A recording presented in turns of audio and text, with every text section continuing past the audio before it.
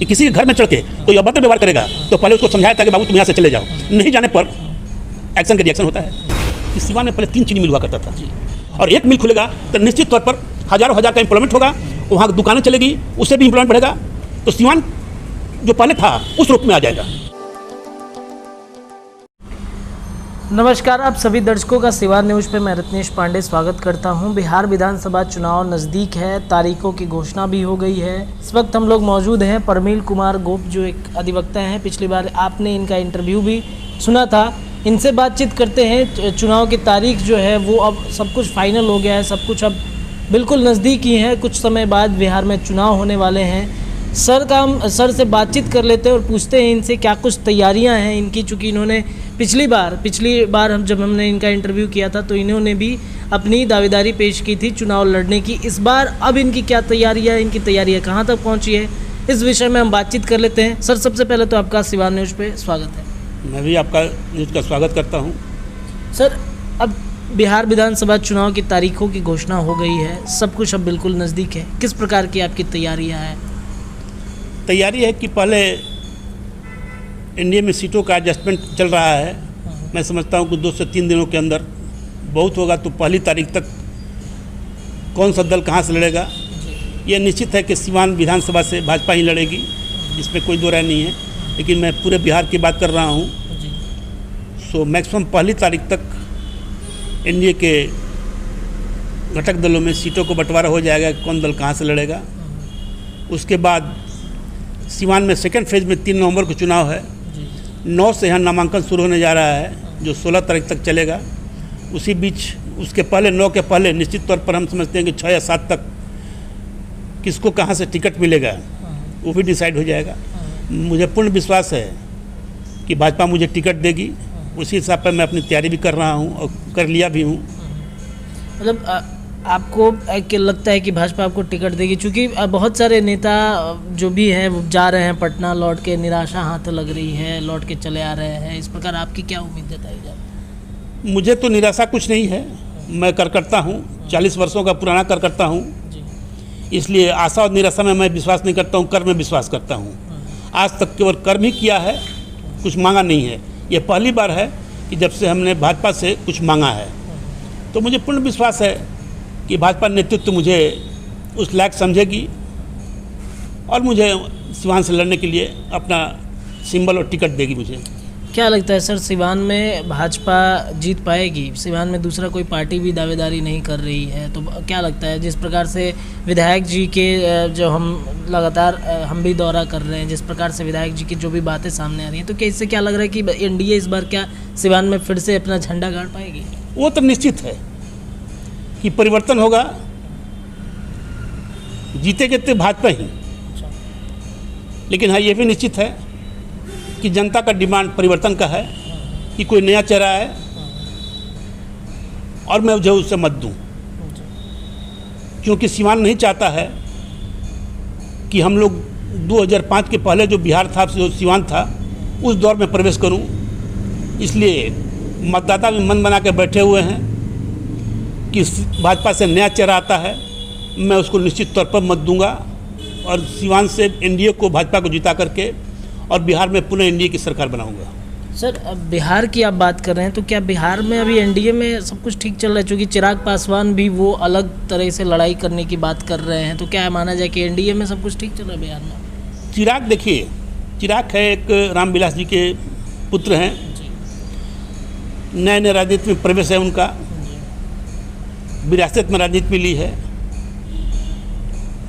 तो निश्चित तौर पर कुछ सीट बढ़ाने के लिए वो डिमांड चल रहा है। सब कुछ तय हो चुका है, कौन कहाँ से लड़ेगा, कौन कितने सीटों पर लड़ेगा, ये केवल अपना कुछ हट रखे हुए हैं कि ताकि कुछ मुझे और सीट मिल जाए, कि ताकि मुझे और कार्यकर्ताओं को एडजस्ट करने का मौका मिल जाए।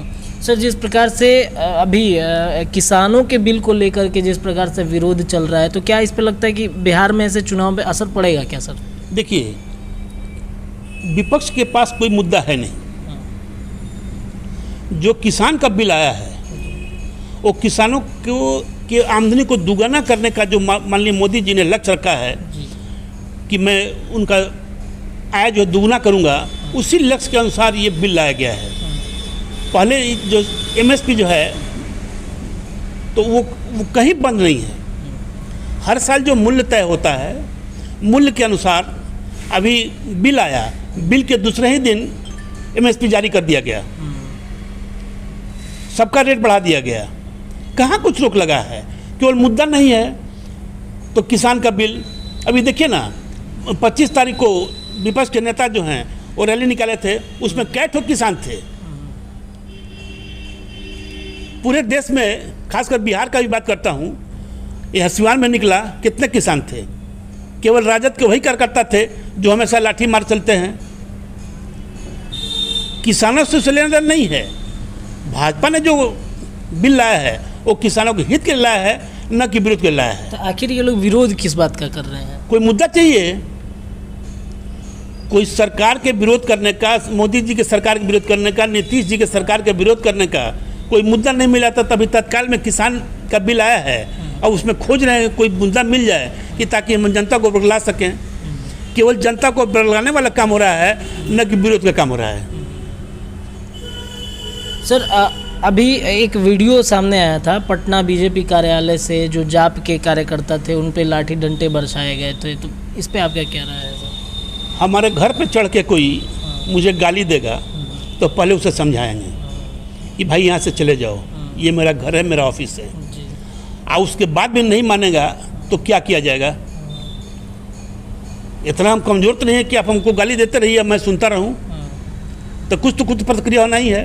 वो भी भाजपा के भी नए कार्यकर्ता हैं, वो भी जोश में आते हैं, जोश में आए हैं, वही कार्रवाई हुआ है। तो उसको मैं गलत नहीं ठहराता हूँ कि किसी के घर में चढ़ के कोई अभद्र व्यवहार करेगा तो पहले उसको समझाया था कि बाबू तुम यहाँ से चले जाओ। नहीं जाने पर एक्शन के रिएक्शन होता है। सर, अब हम आ जाते हैं सिवान के चुनाव के बारे में। सर, सिवान में आखिर सदर से कोई विपक्ष में खड़ा नहीं हो रहा है, सिर्फ भाजपा ही लड़ रही है, एनडीए लड़ रही है? नहीं, ऐसा नहीं है, निश्चित विपक्ष लड़ेगा। विपक्ष के तो एक ही उम्मीदवारी हैं जो विगत 20-21 वर्षों तक पहले भी रहे हैं, किया कुछ नहीं। विपक्ष के पास दूसरा कोई उम्मीदवार है नहीं। आप भी देखे होंगे, उस समय आप बच्चे जरूर रहे होंगे, लेकिन सुनते जरूर होंगे। एक ही काम उन्होंने किया था, 20 वर्षों तक तो लगातार रहे। केवल एक कॉलेज है, दरोगा राय कॉलेज, जितना भी पैसा आता था दरोगा राय कॉलेज में लगता था। तो किया उन्होंने कुछ नहीं। सिवान के विकास के लिए कुछ नहीं किया। जिस समय सिवान का दुर्दिन चल रहा था, वो कैबिनेट मंत्री हुआ करते थे, और कैबिनेट मंत्री हुआ करते थे, और उसमें सिवान का क्या स्थिति था आप सुन रहे होंगे। अब वो आराम से बैठे पटना में, उस समय के सरकार में नंबर 2 के मंत्री कहे जाते थे। लेकिन सिवान किस प्रकार शांत रहे, इस पर उनका कहीं कोई ख्याल नहीं था। तो आज भी अगर आ जाएंगे तो क्या करेंगे? जनता उनको जान चुकी है। जनता खोज रही है कि सिवान विधानसभा में कोई नया चेहरा है, चाहे वो पक्ष का हो या विपक्ष का हो। इसलिए जनता उन पर भी दांव लगाने नहीं जा रही है। विपक्ष के लोग इस मुगालते में न रहें कि हमने उनको टिकट दे दिया, आप भाजपा के लोग और सिवान की जनता उनको वोट दे देगी और जीत के चले जाएंगे। ये गलतफहमी पाल के सिवान की जनता न है न रहेगी। सर, मेरा सवाल ये है आपसे कि आप अगर जीत जाते हैं सिवान में, तो सबसे पहला जो योगदान है सिवान के लिए, क्या आप शहर में करेंगे, फिर सिवान सदर के आसपास के गांव जो भी हैं उसमें काम करना शुरू करेंगे? देखिए, सिवान विधानसभा टाउन है, बड़हरिया का 8 पंचायत है, सिवान मुफस्सिल का 19 पंचायत है। तो एक जो प्रतिनिधि होता है उसके लिए सब बराबर होता है, चाहे वो देहात हो चाहे शहर हो। तो विधायक जो चुना जाएगा, हम हो या कोई हो, उसको सबको ध्यान देना चाहिए कि ताकि वैसे वो कहा जाता है सर्वांगीण विकास, कि विकास जहाँ रुका हुआ है, जहाँ नहीं हुआ है, उसको आगे बढ़ाया जाए। कैसे बढ़ाया जाए कि ताकि जनता राहत महसूस करे। अभी जो समस्या हुआ है, सबसे अधिक समस्या है पानी हो। जब पानी हो जा रहा है तो पूरा टाउन जलमग्न हो जा रहा है। देहातों में भी चलने के लिए लोगों को जगह, रोड नहीं मिल रहा है, नाली नहीं मिल रहा है, तो उसका निदान करना है। कि किस प्रकार निदान हो उसका, और उसके लिए सबका सहयोग चाहिए। केवल एक व्यक्ति से नहीं हो सकता है। उसमें जब तक पंचायतों का सहयोग नहीं मिले, नगर के पार्षदों का सहयोग नहीं मिले, नगर कमिश्नर का सहयोग नहीं मिले, माननीय डीएम साहब का सहयोग नहीं मिले, तब तक विकास संभव नहीं हो सकता है। इसलिए प्रतिनिधि का है कि सबको मिला करके, सबको साथ लेकर के और विकास करें। सर, युवाओं के लिए किस प्रकार से आप उनको रोज़गार प्रोवाइड करेंगे? क्योंकि जो मिल है यहाँ पे बंद हो गया, तुड़वाया भी जा रहा है, इस पर इंजीनियरिंग कॉलेज भी बन रहा है, तो आपका क्या प्लानिंग रहेगा युवाओं को रोज़गार देने के लिए सिवान के? देखिए, सत्य है कि सिवान में पहले 3 चीनी मिल हुआ करता था जी। उस चीनी मिल में काफ़ी एम्प्लॉय थे, और साथ साथ यहाँ सिवान ज़िले में गन्ना का उपज भी काफ़ी होता था। तो गन्ना की उपज होने से लोगों को आर्थिक तंगी नहीं होती थी। लोग बाहर जाकर नहीं कमाते थे, बल्कि गन्ना उपज पैदा करते थे और मिलों में दे करके, और कैश पैसा आता था। लेकिन जब से ये शासन आया, विगत जो 15 साल इसके पहले था माननीय लालू जी का, उसमें सारा उद्योग धंधा बंद हो गया। बीच में ये भी चर्चा चला था कि पुनः उन मिलों को चालू किया जाएगा, लेकिन एक कंपनी तैयार भी हुआ था लेने के लिए। लेकिन जब कंपनी लेने आया तो उसमें जो मुझे जानकारी मिली, उसमें उस पर व्यवधान डाला गया, उससे बहुत कुछ डिमांड किया गया, वो डिमांड फुलफिल नहीं किया, वो बेचारा छोड़ कर चला गया। अब वो उसके बाद स्थिति ये हुआ कि एक जो न्यू सिवान है वहाँ केवल मिट्टी बचा है, कुछ नहीं बचा है। एसके जी है, वो भी जीर्ण शीर्ण अवस्था में है, पचरुखी का भी हालत समाप्ति हो चुका है। इसलिए मैं प्रयास करूंगा कि नया चीनी मिल उन तीनों स्थानों पर बिहार सरकार के द्वारा लगाई जाए, ताकि यहाँ के बेरोजगारी दूर हो सके। किसान जो बाहर जा रहे हैं, किसान के लड़के जो बाहर जा रहे हैं, वो गन्ना का उपज पैदा करके और कैश पैसा जो है वो कमा सकते हैं। और एक मिल खुलेगा तो निश्चित तौर पर हज़ारों हज़ार का एम्प्लॉयमेंट होगा, वहाँ दुकानें चलेगी, उससे भी एम्प्लॉयमेंट बढ़ेगा। तो सिवान जो पहले था उस रूप में आ जाएगा। सर, आपकी जो तैयारियां हैं क्या अंतिम चरण पे है, या फिर कैसी चल रही है आपकी तैयारी? तैयारी तो अंतिम चरण में है। अब इलेक्शन कितना दिन है? 9 से नॉमिनेशन फाइल होगा, 3 नवंबर को चुनाव है। तो तैयारी तो अंतिम चरण में है। टिकट मिलने का इंतजार है, मिल जाएगा, सब कुछ ऑटोमेटिक चलना शुरू हो जाएगा। सर, अंत में जाते जाते हमारे जो व्यूवर्स हैं, जो आपके चाहने वाले, क्या संदेश देना चाहेंगे आप उनको? संदेश यही देना चाहेंगे कि सिवान में जब से भाजपा जीतती आ रही है और बिहार में जब से एनडीए की सरकार बनी है, सिवान में अमन चैन है, और लोग अमन चाहते हैं। क्योंकि स्थिति ये था,